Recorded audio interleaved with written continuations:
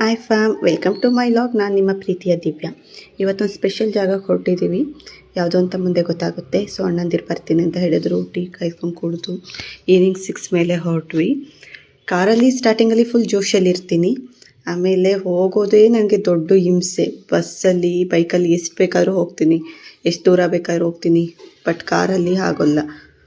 ಆಮೇಲೆ ಫೈನಲಿ ಮನೆಗೆ ರೀಚ್ ಆದ್ವಿ. ಅಣ್ಣ ಮನೆ ಹಬ್ಬ ಕೇಳಿದ್ರು, ಹಬ್ಬಕ್ಕೆ ಹೋಗಿದ್ವಿ. ಅಣ್ಣಂದಿರ ಜೊತೆ ಸ್ವಲ್ಪ ಹೊತ್ತು ಮಾತಾಡ್ಕೊಂಡು, ಹಾಗೆ ಅಜ್ಜಿ ಅಲ್ಲಿ ಫ್ಯಾಮಿಲಿ ಎಲ್ಲ ಕುತ್ಕೊಂಡು ಮಾತಾಡಿದ್ರು.